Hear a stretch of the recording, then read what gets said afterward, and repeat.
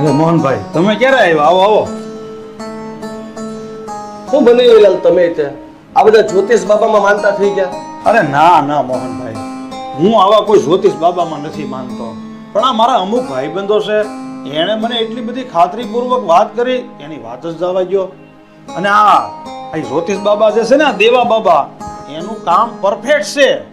આવા તો કેટલાય તે હેરાન થઈ ગયેલા માણસોના રૂપિયા એને પાછા લાવી દીધા છે. અને હું તો આમાં વધારે કઈ જાણતો નથી. ખાલી એટલું તમને કહી શકું કે જેમ ડૂબતો માણસ કેમ તણખલાનો સહારો લે, બસ એમ જ મેં આ દેવા બાબાનો સહારો લીધો છે. અરે બનેવીલાલ, આ બધું ખોટું છે. આ બધી અંધશ્રદ્ધાની વાતો છે. આવી રીતના જો તકલીફો દૂર થઈ જતી હોય ને તો દુનિયામાં કઈ દુઃખ જ ન હોત. મોહનભાઈ, આ તમે જે કહો છો એ હું માની લઉં, હાલો. પણ આ બીજા 10-12 માણસો જે વાત કરે છે એ ખોટા? અરે 10-12 માણસને છોડો ને, અરે અનેક માણસો આ બાબાના વખાણ કરે છે, એ હું બધાય ખોટા? અરે મોહનભાઈ, આ જ્યોતિષ બાબા જે છે ને, એના વસન હાસા પડે છે, માણસોના ધાર્યા કામ થાય છે. સાવાજો મોહનભાઈ, કે તમારી વાત નહીં માને, એને એકવાર અખતરો કરી લેવા જો, એટલે એને વિશ્વાસ આવી જાય. બનેવીલાલ, તમે ભલે જ્યોતિષ બાબા પાસે ગયા, પણ તમે ધ્યાન રાખજો એની ઝાળમાં ફસાઈ ન જતા. ક્યાં ઝાળમાં એટલે? મોહનભાઈ, તમે કહેવા શું માંગો છો? બનેવીલાલ, તમે આ લોકો પાસે જાવ ને એટલે તમને પહેલા બાધા આપશે, પછી કે હવન કરવો પડશે, વિધિ કરવી પડશે, આટલો ખર્ચો થાય. આવા બધા નાટક કરી કરી તમારી પાસે કટકે કટકે લાખો રૂપિયા પડાવી લે. ના ના હો મોહનભાઈ, મેં મારી જિંદગીમાં ઘણા જ્યોતિષ બાબા જોયા, પણ મને આ દેવા બાબા તો કઈક અલગ જ લાગે છે. અરે 1 રૂપિયો નથી લીધો મારી પાસે. અરે ઉલટાનું આ ટિકિટ ભાડું અહીંયા સુધીનું એણે મને દીધું, નકર મારી પાસે ક્યાં 1 રૂપિયો છે? બનેવીલાલ, આવા તો કઈ એક જ્યોતિષ બાબા મેં જોઈ નાખ્યા. આ બધાને હું સારી રીતે ઓળખું છું. તમે ધ્યાન રાખજો.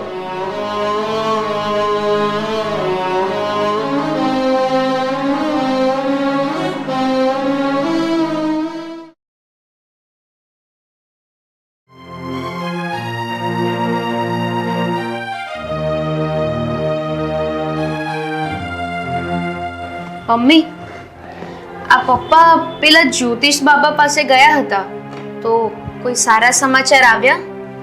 ના રે ના બેટા, કોઈ હમાસા ન થયા. આ બધું ખોટું હોય. તારા પપ્પા જો ની માનતા નથી. આ બધું ખોટું નથી, પણ સાચું છે. કમળા, હમણાં હું થોડી વાર પહેલા બજારમાંથી આવતો હતો ને, ત્યારે મારો પાર્ટનર ગિરધરનો ફોન સામેથી આવ્યો. હું વાત કરું છો? હા, તમારો ભાગીદાર છે, એનો ફોન તમારા પર સામેથી આવ્યો. કે હા, ઈ મારી માફી માંગતો તો. મને કે હર્ષદભાઈ, મને માફ કરી ગયો, મેં તમારી યારે બનાવટ કરીને હું તમારા બધા રૂપિયા લઈને ભાગી ગયો. કમળા, તમે બધા કહેતા હતા ને કે આ બધું ખોટું છે, પણ જોઈ લીધું ને તે આ દેવા બાબાની શક્તિનો પ્રતાપ. આ કમળા, આ તું ને તારો ભાઈ આ બધા એમ કહેતા હતા ને કે બાબા ખોટા છે, તો જોઈ લીધું ને તે આ બાબાની શક્તિનો પ્રતાપ. એને દીધેલી બાધાની અસર થઈને અરે ગિરધરનો ફોન આદિ સુધી બંધ આવતો તો એની બદલે સામેથી ફોન આવ્યો ગિરધરનો. તમારી વાત હાચી છે, પણ ઈ બાબાએ તો તમને એ રૂપિયા ગિરધર પાછું આપી દે એવું કીધું હતું. હજી ક્યાં રૂપિયા પાછા આપ્યા છે? હા, મેં ગિરધરને પૈસાની વાત તો કરી, પણ ગિરધરે એમ કીધું કે એ બધા રૂપિયા મારાથી વપરાઈ ગયા છે. તો પછી આ જ્યોતિષ બાબાની માનતા ફળે એવું ક્યાંથી કહેવાય? આ ગિરધરનો ખાલી ફોન આવ્યો છે, રૂપિયા કાઈ ન થાય. કમળા, હું એમ વિચારું છું કે હું એક વખત બાબા પાસે ગયો કે ગિરધરનો ફોન સામે આલીને આવ્યો, તો હું બીજી વખત બાબા પાસે જાઉં અને બાબાને બધી માંડીને વાત કરું, એટલે મને ખાતરી છે મારા રૂપિયા 100% પાછા આવી જાય. હવે આગળ તમે જ બોલ્યા કે ગિરધરે બધા રૂપિયા વાપરી નાખ્યા છે, એની પાસે રૂપિયા જ નથી, તો તમને એ આપવાનો જ ક્યાંથી ને? આપશે આપશે ને આપશે. અરે ધૂણી ધરફીને આપશે, તું જોજે. આ એક વખત તું મને બાબાજી પાસે હજી જવા દે. બાબાજી મને એવી બાધા દેહે ને કે આ ગિરધર કાળા સોરના રૂપિયા લાવીને મને દેહે, તું જો. હું અત્યારે જ બાબાજી પાસે જાઉં છું. ઠીક, હવે આ 11:30 થયા, હમણાં 12ની બસ સુકાઈ જાય ને પેલા હું અટાણે જ નીકળું. ધ્યાન રાખજો ઘરનું.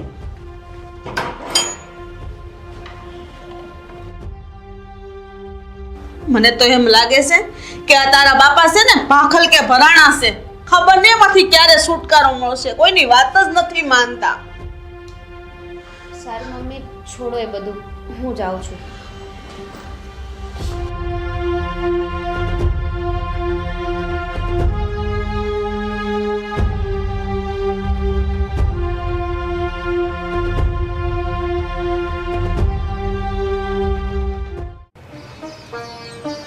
બાબાજી, આ તમારી આપેલી બાધાની અસર તો થઈ. અમારા ભાગેડુ પાર્ટનરનો ફોન સામે આલીને આવ્યો. આવવો જ પડે. આજે તો ખાલી ફોન જ આવ્યો છે, પણ એક દિવસ જોજો, એ સામે ચાલીને તમારા પગે પડીને તમારી માફી માંગશે. બાબાજી, અમારા પાર્ટનર અને મારા ફોનમાં વાત થઈ. તો એ મને તો એમ કહેતો હતો કે મારા રૂપિયા જે લઈ ગયો ને એ વપરાઈ ગયા છે.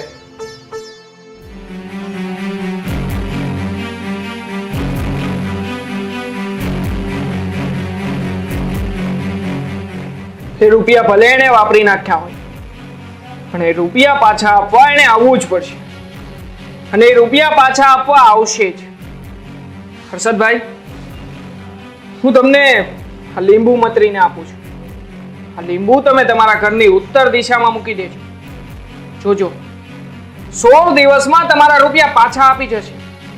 16 દિવસનો વાયદો આપું છું. 16 દિવસમાં રૂપિયા તમારી પાસે હશે. ઘણી ખમ્મા. જય હો બાબાજીની. જય હો બાબાજી. જય હો.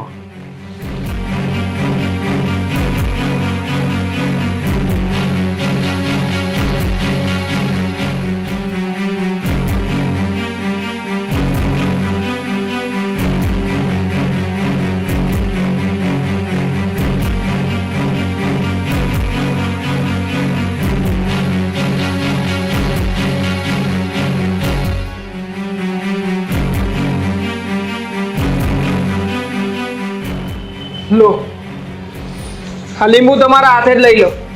અને હા, લીંબુ મૂકતી વખતે તમારા પાર્ટનરનું નામ લેવાનું ના ભૂલતા. જય હો બાબાજી. જય હો.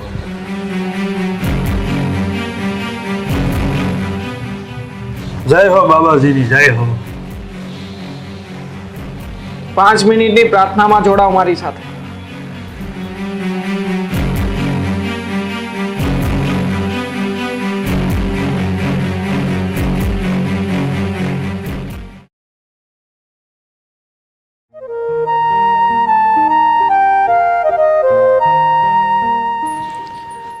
હર્ષદ, એ હર્ષદ, હર્ષદ, ઊભા થાવ ની.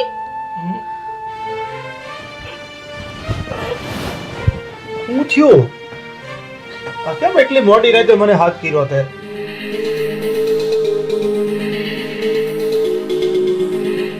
હા, નીતાને 2 દિવસથી ઝીણો ઝીણો તાવ આવતો હતો, તો એને દવાખાને લઈ ગઈ હતી, પણ કોઈ ફેર નથી પડતો. અત્યારે એને બહુ તાવ ચડ્યો છે, તો અત્યારે જ હોસ્પિટલે લઈ ગઈ જો હે. અત્યારે એટલી મોટી રાતે થોડા દવાખાના ખુલ્લા હોય. નિરાત રાખ, મીઠાના પોતા મૂકી દેવું લાગે તો. અને હોસ્પિટલે ક્યાંય જવાની જરૂર નથી. હું છે ને બાબા પાસે લઈ જાય તો જોઈએ. અરે હા, નીતાને તાવ આવે છે, એમાં કઈ બાબા પાસે નો લઈ જવાની હોય, એને દવાખાને લઈ જવાની હોય. આવી હું બેદરકારી કરો છો? ઊભા થાવ નહીં. અરે ભગવાન, કમળા, તું જ હમણાં કહેતી હતી ને કે નીતાને 2 દિવસા તાવ આવે છે, છતાંય કઈ ફેર નથી પડતો. મારી વાત માન, આપણે નીતાને બાબાજી પાસે લઈ જઈ. તું જો, બાબાજી આમ શક્તિ વગરતા સારું કરી દે. અરે બાબાજીએ કઈક રોગીને નિરોગી કરી દીધા. અરે એકને તો મારી નજર સામે મેં જોયું, મેં કેન્સર સારું કરી દીધો. બોય, હે ભગવાન, મારે તમને કેમ સમજાવવા? આ હું છે ને આ વાતમાં જરાય નથી માનતી. તમે ભલે માનતા હોય, હું આ વાતની એક વાત નીતાને ખબર પડે ને એટલે દવાખાને લઈ જવાની છે. કોઈ બાબા બાબા પાસે નથી લઈ જવાની. સાંભળો નહીં કમળા, તું નીતાને 2 ફેરું દવાખાને લઈ ગઈ, મેં તને કઈ કીધું? બસ હવે તું શાંતિ રાખ. સવાર પડે ને એટલે હું નીતાને બાબાજી પાસે લઈ જાય. તું જોજે, તારે હારા થવા એટલે મતલબ છે ને સારું થઈ જાય. હવે માથાકૂટ કરવા મને ઊંઘ આવે છે. જા.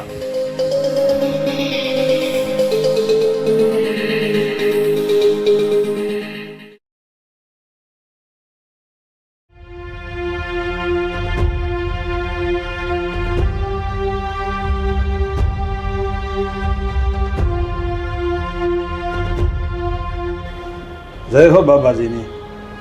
બેહી જા બેટા.